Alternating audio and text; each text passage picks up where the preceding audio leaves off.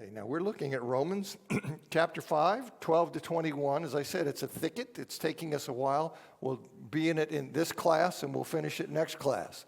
It's got that much stuff that I have to go through. But as I said last week, the basic point of the section's easier than the details.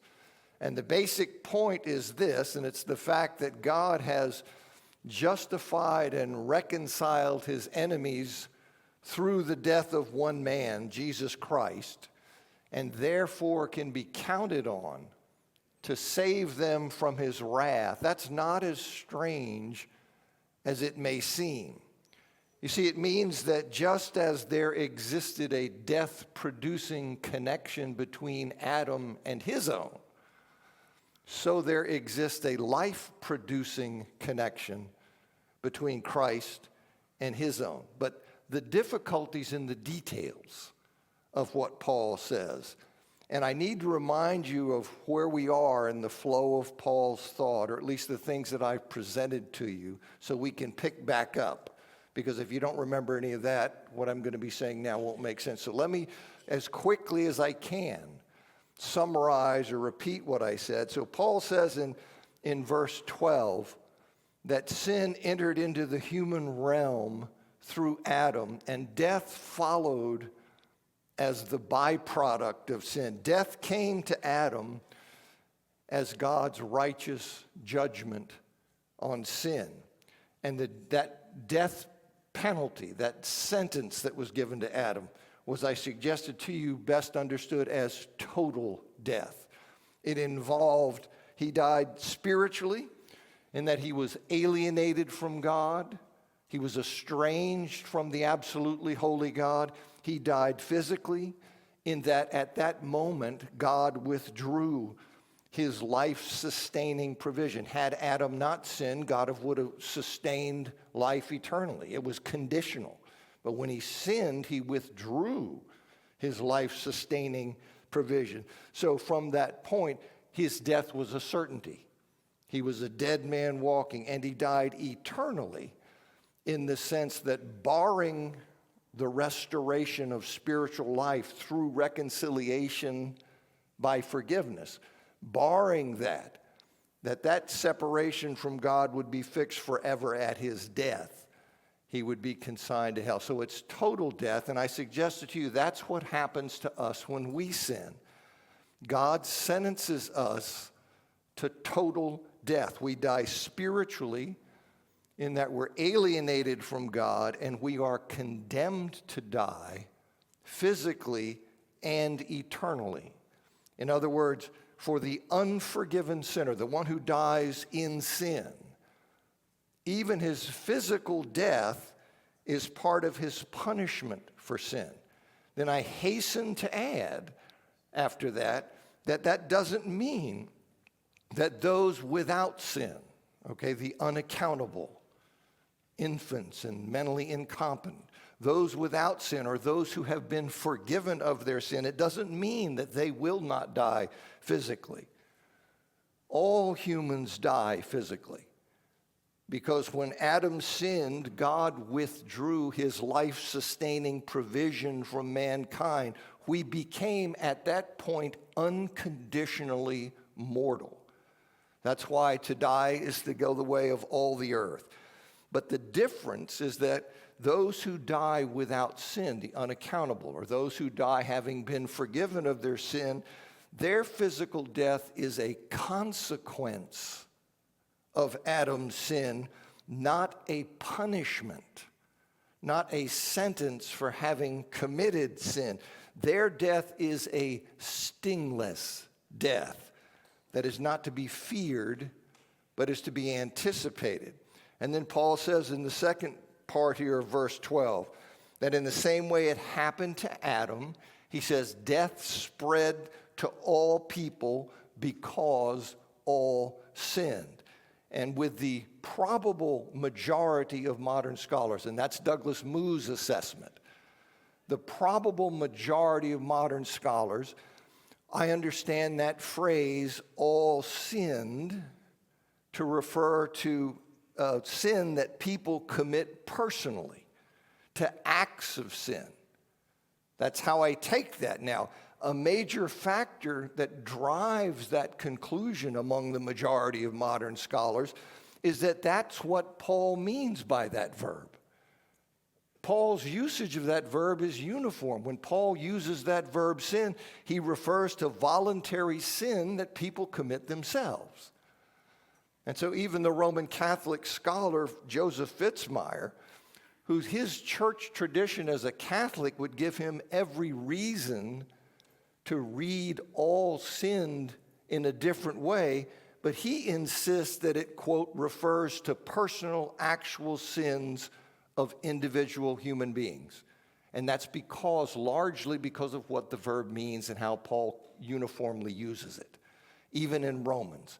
In other words, just as Adam sinned and therefore was sentenced to death as God's judgment, all people after him likewise sinned and were sentenced to death as God's judgment. Death spread because Adam's descendants followed him in sinning and received the same death penalty for disobedience. Now, I've asserted that infants and the mentally incompetent, that they're not guilty of sin, that they die merely as a consequence of Adam's sin, not because they are in any way in sin. So is Paul, the question we're at the end of last class, the question is Paul saying I'm wrong there? When Paul says because all sinned, is he saying that, look, infants are in fact involved in sin? Because he says all sinned. In other words, when Paul says because all sinned, must infants and the mentally incompetent be included in the all of all sinned? Okay, now I suggest to you no. It need not be, and I agree with those who conclude that when Paul uses all here in chapter 5, verse 12, he means it in the same sense when he said all sinned in chapter 3, verses 9 to 20, and chapter 3, verse 23, where he says all sinned there. He's not including infants because infants cannot engage in the acts that Paul describes in chapter 3. He's simply not thinking of them. He means when he says all sin, that all engaged in the kinds of acts he has listed. And infants are not able to engage in those kinds of things. So I think that in 5:12, he's using all in the same sense. He means all of those of sufficient maturity or mental capacity to be accountable. And I quoted Fitzmyer, that Catholic scholar, his statement that those who insist on including infants in the all of all sinned in chapter 5, verse 12, he says they are demanding, quote, a precision, in other words, that a precision with regard to the meaning of all that Paul does not envisage.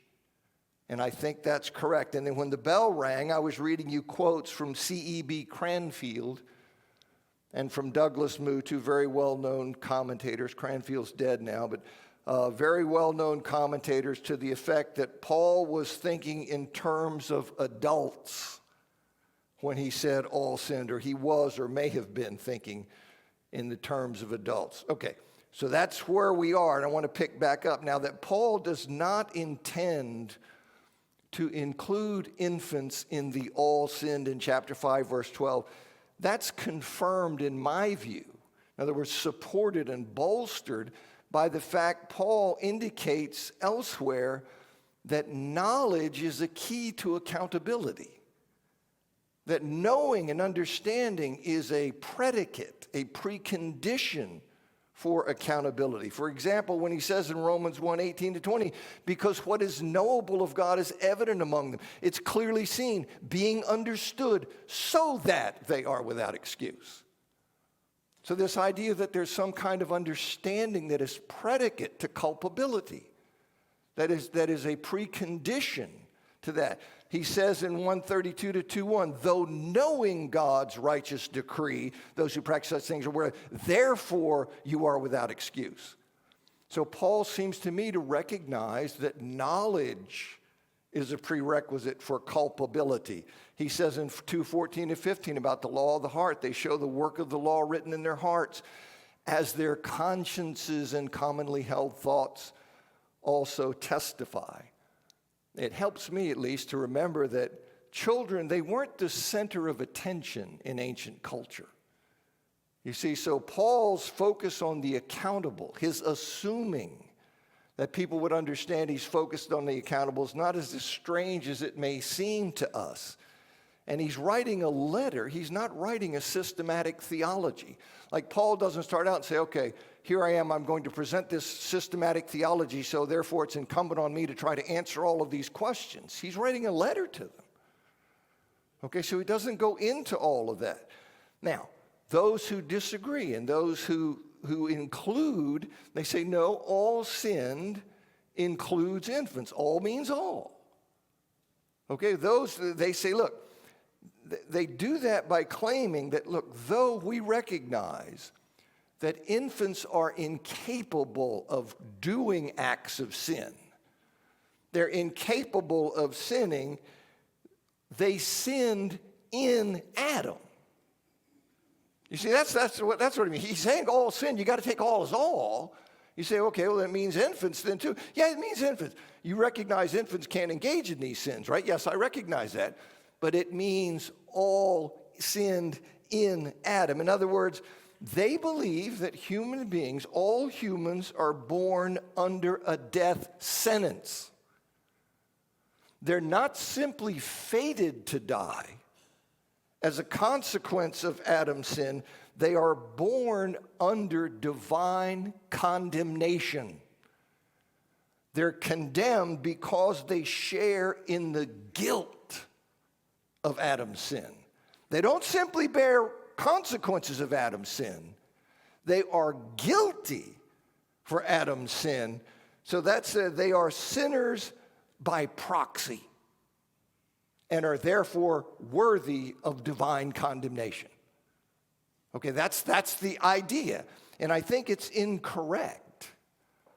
I think it's incorrect first because it requires that verb sin. It requires that verb to carry an idiosyncratic meaning of sin by proxy, sin vicariously, which is not what the verb means, and that's what drives most modern scholars to reject that. But there are reasons in addition to that that steer me away from that meaning. And the first is, why would Paul, in my view, why would Paul spend so much energy in chapters 1 through 3 establishing that everyone was condemned because everyone committed sins? He labors to demonstrate that Gentiles and Jews alike are all guilty because they all committed sins. Why would he do that, you see, if everybody's condemned simply by being human? Why would he go through all that trouble? Why not simply say, all humans are guilty and condemned because all humans descend from sinful Adam, and be done with it? Just do a couple lines and be done with it. So that's the first thing. That doesn't seem to square with me.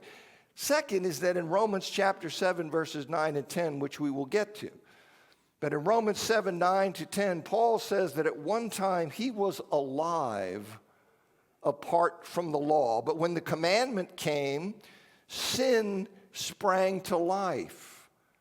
Or the sin in him, sprang to life and he died. And I think it's very likely, it's debated of course, but I think it's very likely that Paul is here referring to a time in his childhood before he was accountable for obeying the law. And as soon as the law became applicable to him, when he reached whatever level of maturity there was that he became responsible and accountable for obeying the law, well then sin, this predisposition or this inclination to sin that I'll talk about in a minute, well that then sprang into action producing transgression, violation of the law for which he was now accountable, and then consequent judgment, death. Now, if that's the correct reading there, well, Paul obviously was not born spiritually condemned.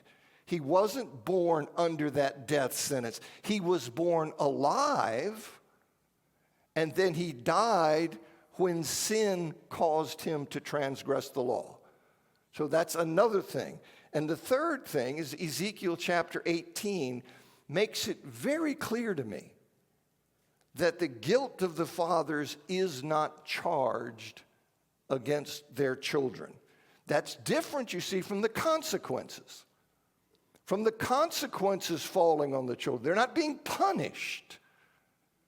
You see, that's different. So Ezekiel is clear to me that the guilt is not passed on, so that they are not punished for the acts of the father. For example, Ezekiel 18:20 says, the one who sins is the one who will die. The child will not share the guilt of the parent, nor will the parent share the guilt of the child. The righteousness of the righteous will be credited to them, and the wickedness of the wicked will be charged against them. And Paul, it seems, echoes this theme of personal accountability in Romans chapter 14, verse 2, when he says, so then each of us will give an account of himself to God. You see, that for me eliminates this idea of Adam's guilt being passed on to us. And you see the same thing in Deuteronomy 24:16, which says, fathers shall not be put to death because of their children, nor shall children be put to death because of their fathers. Each one shall be put to death for his own sin. You say, well, what about those texts? There's a handful of texts in the Old Testament, in Exodus, Numbers, Deuteronomy, that speak of God visiting the iniquity of the fathers upon the children. And I think those are warnings about the seriousness of sin, that sin is such a grave matter that God will or may punish the guilty father by extending the harmful effects of his sin to his descendants. You see, though the children may suffer, they're not being punished. Rather, they're serving as instruments of God's wrath against the rebellious father. See, part of the father's punishment is seeing what he brought on his descendants, which is why I think that it says to the third and fourth generation, because then we're to the great-grandparents and they're going to be dead after that.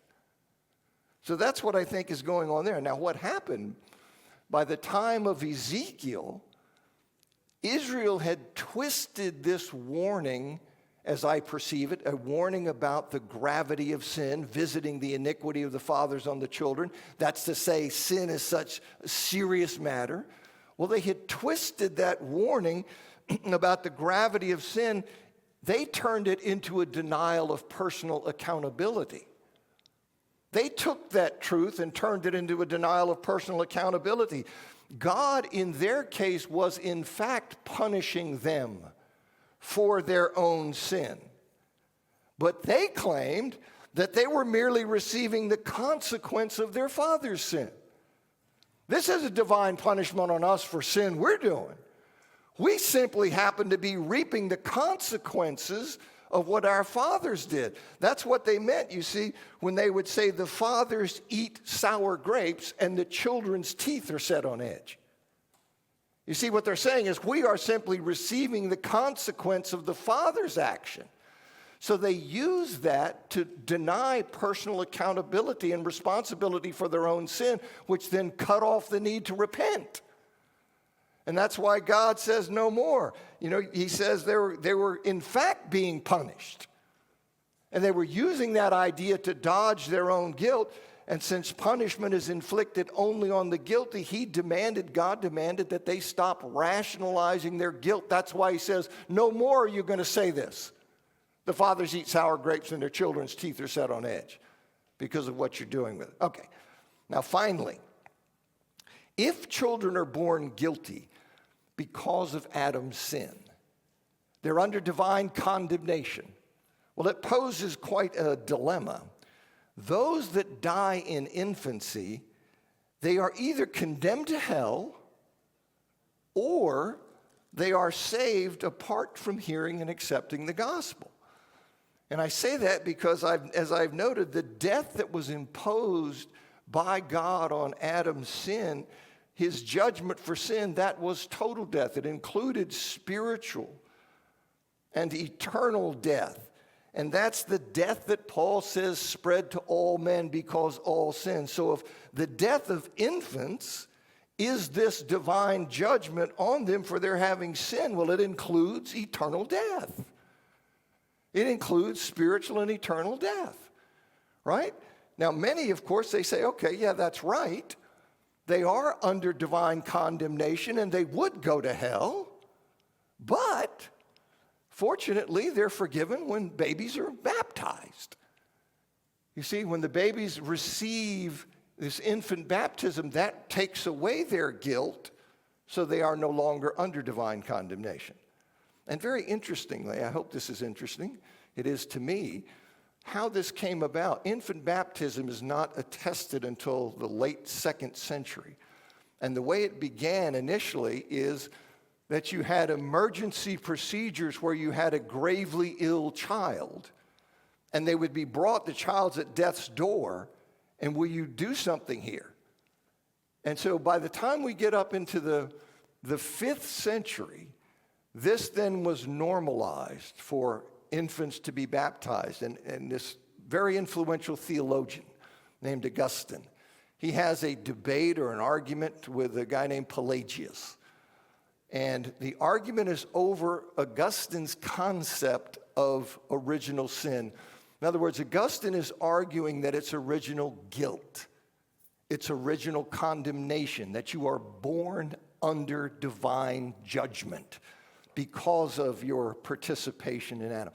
So in his argument with Pelagius, what he does, he looks at infant baptism had been normalized by then, and he says to Pelagius, my view is correct, because otherwise, why would we baptize infants? What would be the purpose of baptizing them if they weren't condemned? Then what's interesting is, once Augustine's concept of original sin became entrenched, now he's a 5th century guy, early 400s, Bishop of Hippo in North Africa, but very influential. And once his concept of original sin as original guilt became entrenched, well, then the logic of the argument was flipped. And people then said, because you are born condemned, you must be baptized as an infant. So that he used it to justify original sin. They then take original sin and use it to justify infant baptism. Okay, that's kind of a footnote. But many do say, okay, this original guilt, though, it's taken away. Now, I don't believe that infant baptism is legit. Okay, I understand many people disagree. You know, I'm well aware of that. But I don't think that an infant can be baptized according to Scripture. I don't think it is a faith commitment, or it is something done in faith where there's a confession of faith. The renowned church historian Everett Ferguson, he says the theology of baptism presented in the New Testament would seem to rule out infant baptism in spite of its long history in Catholic and Protestant churches. I agree with that. Okay, I'm what's called a credo Baptist, right? They would be pedo Baptists. Think you can baptize. I just don't think that fits with New Testament theology. I don't think it's right. But he goes on. He says, against the practice are the following facts. There's no mention of the baptism of infants in the New Testament. Every account of baptism in the New Testament shows it to be a response by believers. The evidence of church history places the beginning of infant baptism at the end of the 2nd century. Okay, so I'm saying it's a dilemma because these children who are born, they're either going to be damned or they're going to be saved in a way other than hearing and believing in the gospel. Yeah, people say, yeah, well, that's a good thing we have infant baptism then, because yes, they would be damned, but that's taken care of. But I don't think that's legit, but let's assume for the sake of argument it is. Let's assume that infants are the proper subjects of baptism. But the problem then still stands, right? For the countless infants who die without being baptized. You haven't really solved the issue, right? So they are either damned or they are saved apart from hearing and accepting the gospel. Now, there are very few proponents today of original guilt who are willing to accept the notion of infant damnation. So they argue instead that, okay, infants are or may be saved in some special way, because they see that seems like, this child is born and dies and he goes to hell. And they say, no, we don't think that. We don't want to defend that. So what we're going to say is that, no, they're saved in some special way. But the Bible gives no hint of such a thing. You see, on the contrary, the Bible stresses that salvation comes through hearing and believing the gospel. And so if infants do in fact need salvation from sin, it just seems strange that their manner of deliverance is not addressed. But if infants are not guilty, as I think, if they're not guilty, well, then that silence is at least more understandable, because there is no condemnation that has to be explained. James D.G. Dunn is a very well-known, famous New Testament scholar. He died 5 years ago. But Dunn says, should have hit that for you. Dunn says, guilt only enters into the reckoning with the individual's own transgression. Human beings are not held responsible for the state into which they are born. That's the starting point of their personal responsibility, a starting point for which they are not liable. William Lane Craig, who is a theologian and a philosopher, you've probably heard him. He has a high presence on the internet, but he's also done a lot of other things. William Lane Craig says, if you believe with Roman Catholics and Reformed and Lutheran theologians, okay? So it's not like there aren't people who disagree with me. These are large traditions that would say I'm wrong, okay? And they have, highly educated, qualified, smart theologians. And they have constructed a system that is contrary to the one I'm telling you. So, but Craig says if you believe with Roman Catholics and Reformed and Lutheran theologians that Adam's sin and guilt are imputed to every individual human being descended from Adam, then infants and the mentally disabled are going to also need salvation to be applied to them in some way because they carry the guilt of Adam's sin. On the other hand, if like me, you're not persuaded that this doctrine is biblical, then infants and the mentally retarded are not born sinful and therefore have no sin that needs to be pardoned or forgiven. So I just want you to see, I'm not the Lone Ranger, okay? I'm not giving you something that's eccentric or never heard of. This guy just think this up in his bedroom or something? Okay, this is a view that many people hold, and I think it is better. And I'm convinced that it's superior to the other. Now, though we all earn our own death sentence by committing our own sin, under the view I'm telling you, the view that I think is correct, though we all earn our own death sentence by committing our own sin, Paul's argument is more complicated than that. Okay, it's more complicated than that. If we stop there, you should be saying, well, wait a minute. You told me that the point of this thing is that just as there's a death-producing connection between Adam and his own, so there's a life-producing connection between Christ. Where's the death-producing connection? You're simply telling me Adam sins and he's condemned. They sin and they're condemned. I don't see a connection. Okay, well, that'd be right if we left it there. But Paul doesn't leave it there. His argument is more complicated. He says that we all were in some sense made sinners by Adam's sin. We were made sinners by Adam's sin, he says in verse 19. He says in verse 17 that death reigned through him. You see, through Adam. Now, this indicates rather clearly that Adam's sin is in some way, in some sense, a cause of the sins that followed. It is in some sense a cause of the sins that followed. In other words, all sin after Adam is in some way tied to Adam. It is in some way a consequence of Adam's sin.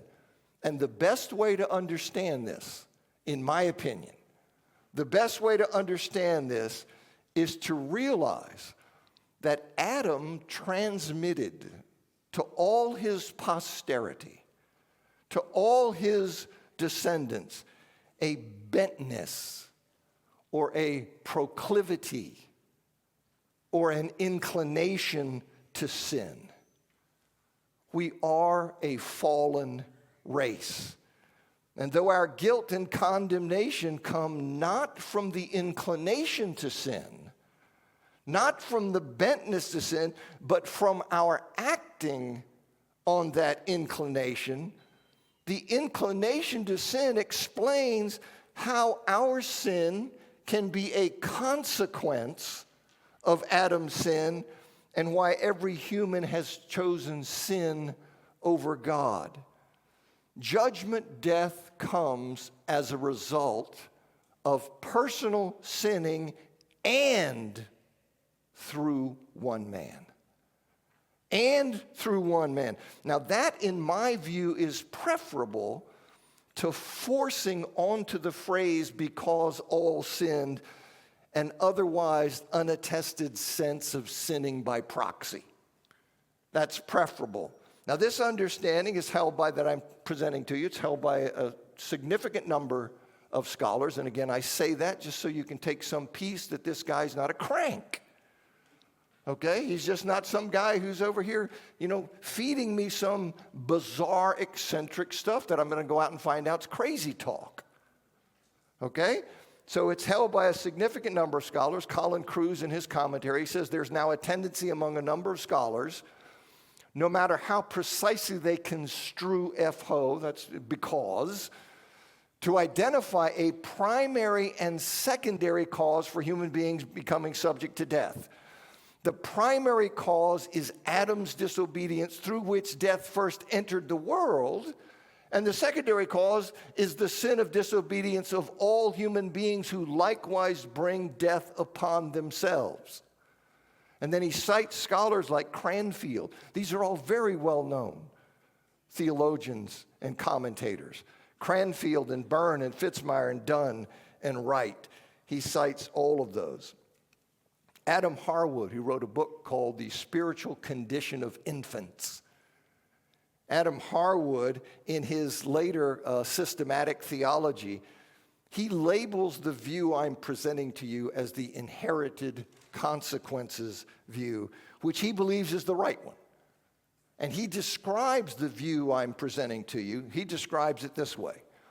All people inherit the consequences of Adam's sin, such as a corrupt nature, mortality, and a fallen world. However, people become guilty and fall under God's condemnation due to their own sin alone. And then he adds, he says, this was the Christian position before Augustine.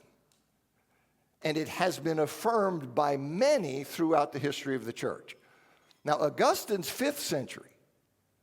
So before then, he says this was the Christian position before Augustine changed the theology of the West in the 5th century. And then we followed Augustine's, or the Catholics followed Augustine in his notion of original guilt. So I think that's significant. Douglas Moo, he describes or explains this view I'm presenting to you. Now, he rejects the view. He rejects the view, but he says the view has much in its favor. Okay, I think it has more in its favor than Moo allows. But Moo says it has much in its favor, but he goes against it. But here's how he describes the view. He says, death then is due immediately to the sinning of each individual, but ultimately to the sin of Adam. For it was Adam's sin that corrupted human nature and made individual sinning an inevitability. C.E.B. Cranfield, whose commentary on Romans, his 2-volume commentary on Romans is, in the academic world is renowned. All right, as I say, Cranfield's dead now, but this is the commentary on the Greek text of Romans. Cranfield says, according to the most probable interpretation, hamarton, sinned, refers to men's actual sinning. Death has come to all men in their turn because all men have sinned in their own persons voluntarily. But their sinning is related to Adam's transgression, not merely externally, not merely as imitation of it, not merely he did it, we did it, and so the only connection is that we did the same thing.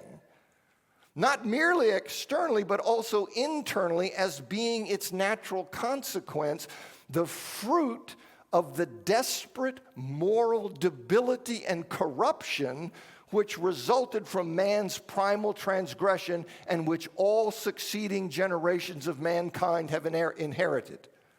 So this idea that he passed on to us this fallenness or this corruption, and that's what ties our sin to his.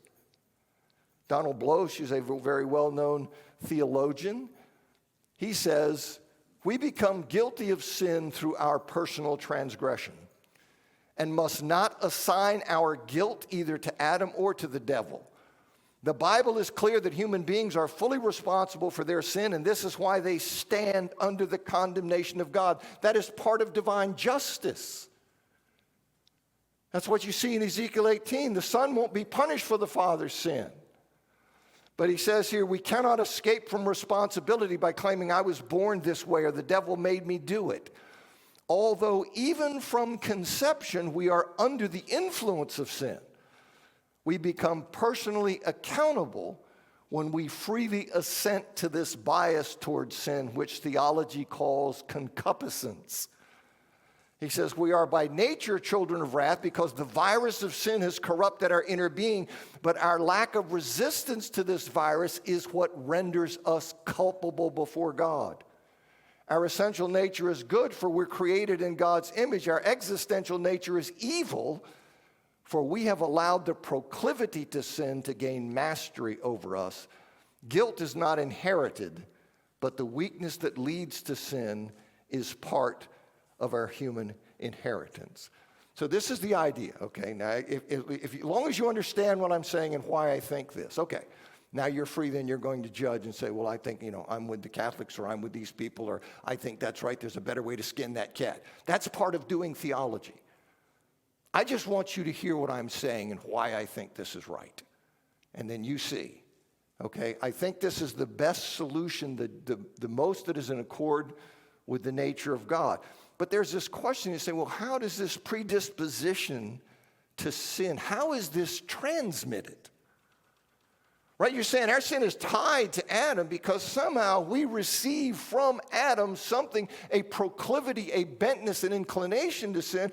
How is that proclivity, that bentness, that inclination transmitted through the ages? Okay, well, that's a question, right? It may be there are ideas that it's transmitted socially. It's transmitted psychologically. It's transmitted and or biologically. You see, but however it was transmitted, our sin and therefore our death sentence is in some way connected to Adam. And that's how you get to, though there's just as a death-producing effect between Adam and his own, so there's a life-producing effect between Christ and his own. Now, the social idea of transmission, that idea is that by tasting sin, engaging in it, Adam gave this sin dominance in his life. It is an addiction that cannot be broken without divine power. So all children are thus born into a corrupt, sin-twisted, and sin-addicted family and society and are inevitably bent thereby. Okay, so that's the idea, the social transmission of the corruption. The psychological idea is that when man became mortal as a consequence of Adam's sin. When Adam sinned and God cast mankind out away from the tree of life, which represents his life-sustaining provision. So when mankind became unconditionally mortal as a result of Adam's sin, well then that person, then the anxiety and the insecurity that comes from that unconditional mortality leads to this wanting to overcome those things and compensate for those things by asserting control and independence as a reaction to that anxiety of my mortality. And so I assert this independence and I assert this control, and that leads to sin. And of course, the biological idea was expressed in that quote that I just read to you from Cranfield, is that Adam's very nature is corrupted. So the very thing that is passed down through biologically is corrupt. This corrupt nature is part of what we inherit from our parents. But there's a question here, and I see I have 1 minute and 50 seconds. So a really, I think, important question is just how it is that we are culpable, responsible, blameworthy for our sinning, so that God is just in condemning us, despite the fact we are heirs of the fallenness introduced by Adam. Right? I mean, that's a tough question. And we're nowhere told. I'd really like to have, like to be able to go back and have an index and say, I want to look this up and say, where can I go to find the answer to this question? We're not told. Okay, so that gives rise to divergent speculations. Paul seems content simply to hold these truths in tension.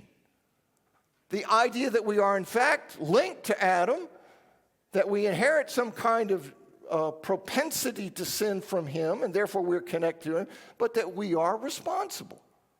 James Dunn, in his discussion of Paul in Romans 7, he says the issue of personal responsibility, Paul tried to resolve by depicting sin as a power which fully masters the fleshly eye, without really denying the eye's part in the evil it does or exculpating its failure to do the good. So it just seems he's content to hold it in tension. Now, maybe it's something like this. I'm going to have 20 seconds. Let me get this out. Just maybe, okay? I think through these things. Maybe this will give us a window on the concept. But something like a drug addict, okay, who obviously has this inner disposition. Like a drug addict who's surrounded by other addicts who normalize the use of drugs. Surrounded by enablers who facilitate the use of drugs, surrounded by dealers who promote the use of drugs. Now, he won't necessarily use drugs, it being possible for him to choose otherwise in each specific instance, but in his state and circumstance, he sometimes will choose to use drugs. And when he does so, he will rightly be held responsible for that choice despite all the contributing factors. Okay? Now, I have more to say about that, but I'm already over time. Thanks for hanging. It's just tough sledding. I know that, but hope you got your money's worth.